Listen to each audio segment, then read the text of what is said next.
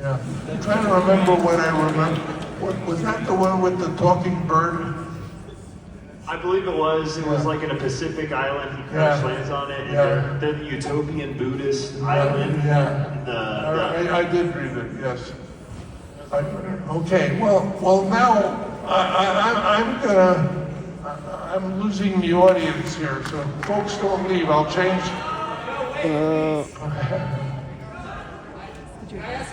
All right. What I think I should do is I should tackle the tough one: politics, government. First of all, I want to say I'm going to talk about politics and government a little bit.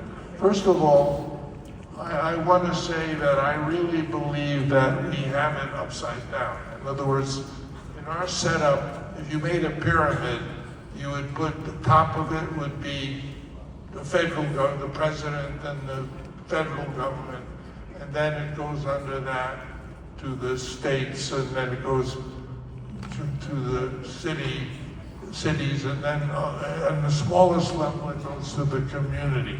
I would take that and turn it the other way around.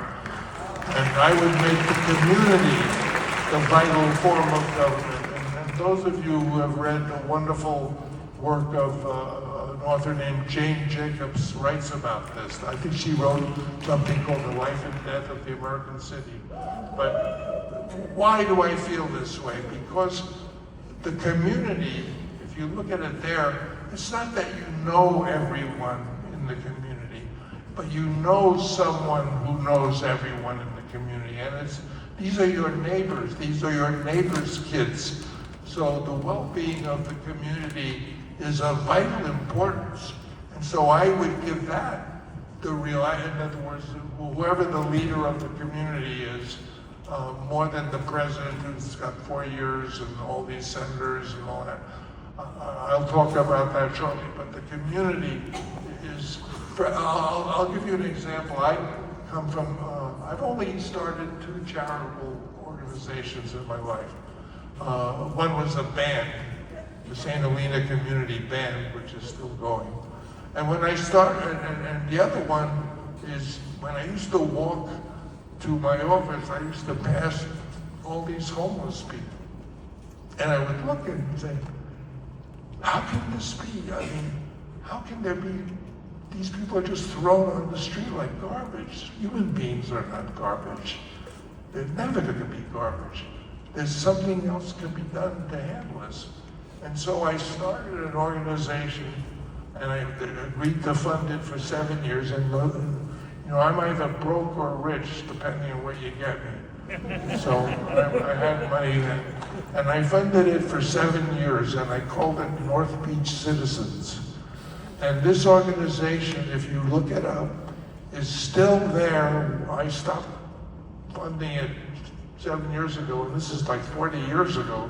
It's still there after, God knows, 40 years.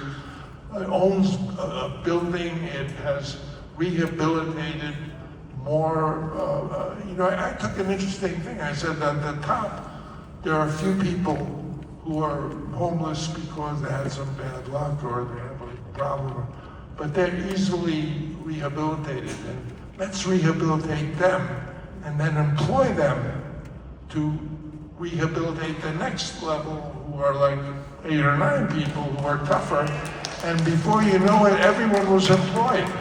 And this organization is still going, and the amount of people that is found connected to them. People who are veterans didn't realize that they had veterans' rights to take care of them. People had family who were looking for them. Look up North Beach Citizens. It's a marvelously successful organization. Yet, the city of San Francisco, which has a lot of money to deal with homelessness, tries to do it as a city. You can't do it as a city. You only can deal with certain issues as a community, because that's why, that's Jane Jacobs, that's what makes the community so powerful.